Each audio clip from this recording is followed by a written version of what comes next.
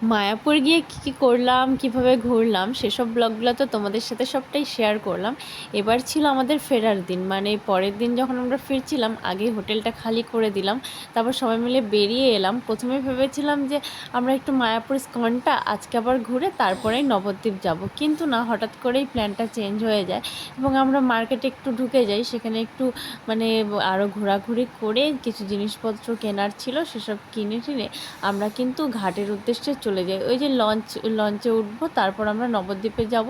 তো আমরা কিন্তু সেখানে চলে এলাম, আর এবার কিন্তু এসে অপেক্ষা করতে হয়নি, তাড়াতাড়ি লঞ্চটা পেয়ে গেছি, পেয়ে গিয়ে বসে পড়েছি। আর লঞ্চে উঠে নদীর যে হাওয়াটা আছে এত সুন্দর স্নিগ্ধ লাগছিল, কি আর বলবো। এই নদীটারও একটা গল্প আছে। এই নদীটা না, দুটো একসাথে নদী মিশে যায়, একটা নদীর জল নীল এবং একটার জল ঘোলা, কিন্তু কিছুতে ওটা এখন ক্যামেরাতে ঠিক করে বোঝাই যাচ্ছে না।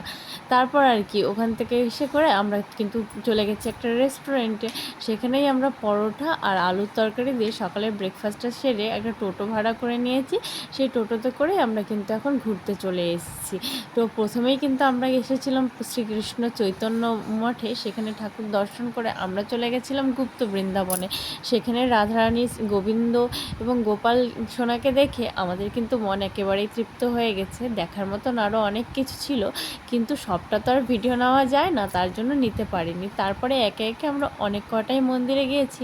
আর মন্দিরের বাইরে না অনেকেই থাকে, মানে অনেক বয়স্ক দিদিমারা থাকে, তাদেরকে কিছু কিছু করে দান করতে হয়। এদিকে কোন মন্দিরে এসেছি এটা আমার ঠিক মনে নেই, কিন্তু হচ্ছে খুব সুন্দর ছিল মন্দিরটা।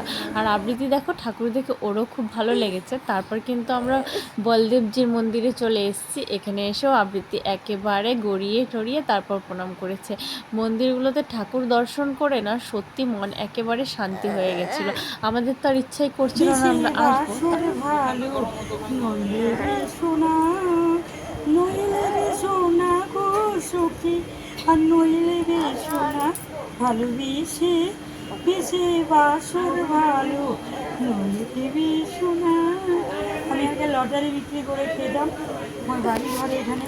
এই যে যার গান শুনলে এনার সাথে কিন্তু স্টেশনেই আলাপ। উনি হচ্ছে নিজেই বলেছে আমি একটা গান করব, তোমরা ভিডিও করো, তার জন্যই কিন্তু করা হয়েছে। উনি কিন্তু বেশ সুন্দর গান করেছে।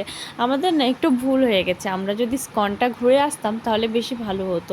আমাদের ট্রেন ছিল বিকেল 5টা, আর আমরা 1টার মধ্যেই নবদ্বীপ ঘুরে স্টেশনে গিয়ে বসেছিলাম। তারপর আর কি খুঁটিনাটি কিনে ঠিনে খেয়ে ঠেয়ে গল্পগুজব করেই আমরা সময়টা কাটাচ্ছিলাম। পেটে ভীষণ খিদে পেয়েছিল, তারপর একটু ঘুগনি নিয়ে নিয়েছিলাম, সেটাই সবাই মিলে খাচ্ছিলাম। ভুল হয়েছে, হোটেল থেকেই কিন্তু একটু খেয়ে নেওয়া উচিত ছিল।